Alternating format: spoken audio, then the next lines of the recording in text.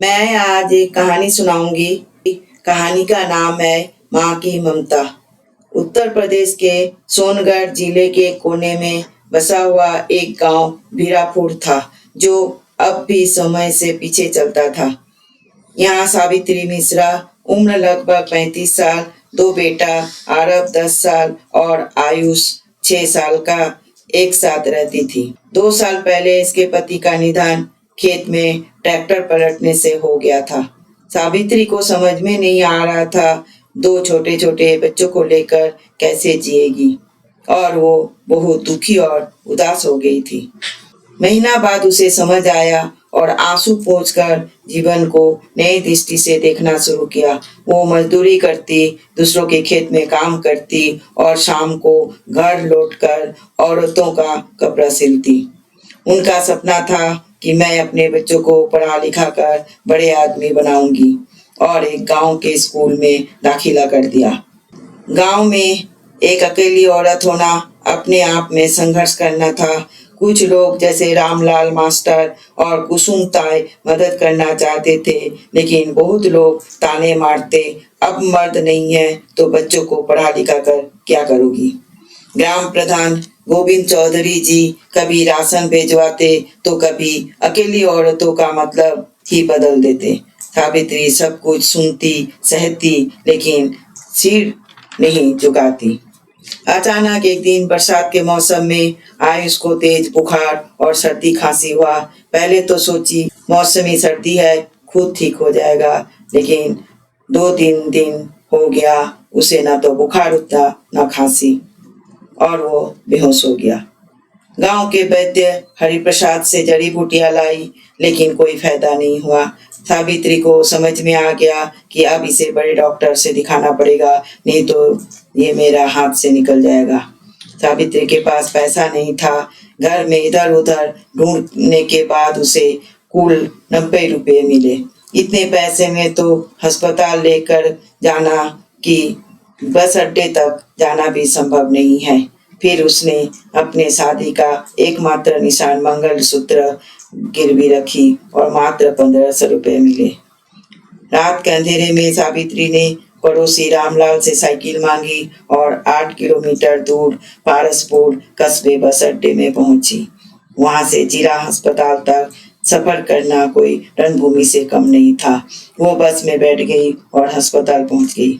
अस्पताल में पहुंचकर उसने डॉक्टर से दिखाई।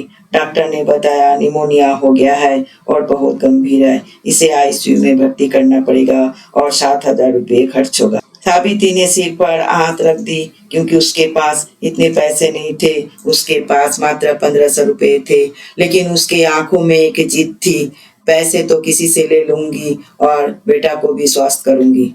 अस्पताल में सभी स्टाफों से सावित्री ने मदद के लिए मांगी, लेकिन किसी से मदद नहीं किया। अंत में अस्पताल में ही काम करने वाले एक सफाई कर्मी सरोज भाई ने सावित्री को मुख्यमंत्री स्वास्थ्य योजना की जानकारी दी, लेकिन प्रक्रिया आसान नहीं था। आधार कार्ड, ग्राम पंचायत से सत्यापन, पासपोर्ट साइज फोटो आदि चाहिए था। सावित्री 2-3 दिन से दौड़ती भागती रही, आखिर उसका काम हो गया। इन दिनों उसे एक सामाजिक कार्यकर्ता माया शर्मा से परिचित हुआ, जो एनजीओ में काम करती थी। एनजीओ से माया शर्मा ने सावित्री को 5,000 रुपये सहायता दिलवाई। गांव में अफवाह फैल गया कि सावित्री अब एनजीओ वाली हो गई, अब उसे हमारा जरूरत ही नहीं। सावित्री जानती थी इन बातों का जवाब सिर्फ एक चीज ही होगा, जो मेरा बेटा का मुस्कान है। सावित्री ने अस्पताल में सारे पैसे जमा कर दिया और बेटा को इलाज के लिए आईसीयू में एडमिट कर दिया। अस्पताल के बेंच पर 5 रातें गुजारी, ना पेट में खाना, ना आंखों में नींद, सिर्फ बेटे के सिर पर हाथ रखकर बुदबुदाती थी, मैं हूं ना तेरी माँ, तुझे कुछ नहीं होने दूंगा। सावित्री का प्रेम और प्यार भी उसका औषधि बन गया। आखिरकार डॉक्टरों ने कहा अब बच्चा खतरे से बाहर है। धीरे धीरे वह स्वस्थ होने लगा। सावित्री की आंखें भीग गई, लेकिन वो आंसू दुख के नहीं बल्कि खुशी और विजय के थे।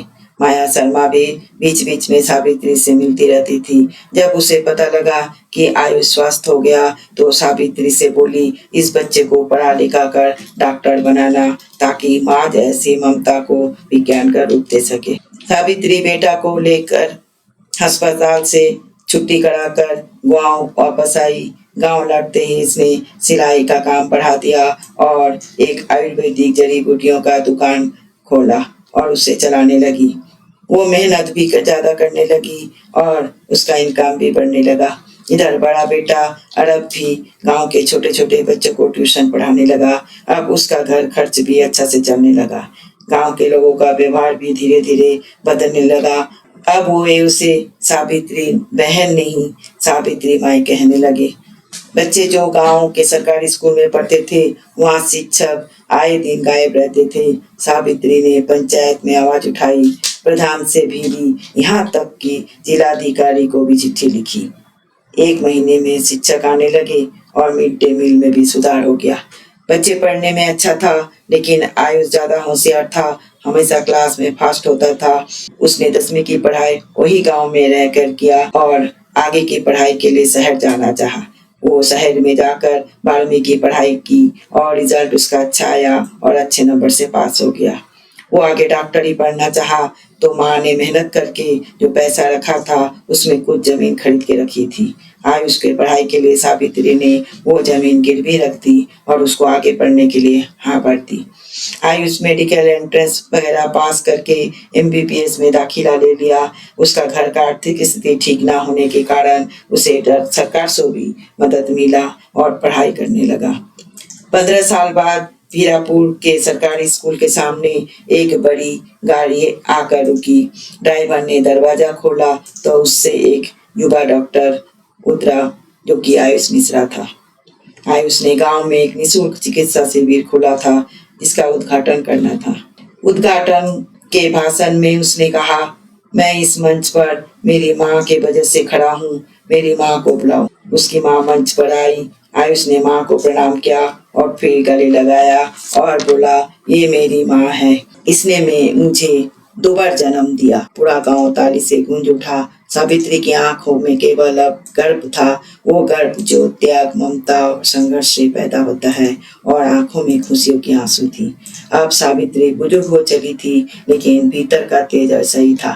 बेटे ने गांव में एक क्लिनिक खोला और नाम रखा माँ सावित्री चिकित्सा केंद्र, और गांव में रहकर मुफ्त इलाज करने लगा। तो हमें इस कहानी से ये शिक्षा मिलती है कि माँ की ममता कोई साधारण भावना नहीं, वो तपस्या है, वो शक्ति है। माँ केवल जन्म ही नहीं देती, वो जीवन संभालती भी है। उसके त्याग, उसकी चुप्पी और संघर्ष की गहराई को समझना आसान नहीं है, लेकिन अगर समझ पाए तो वो जीवन का सबसे बड़ा पाठ बन जाता है।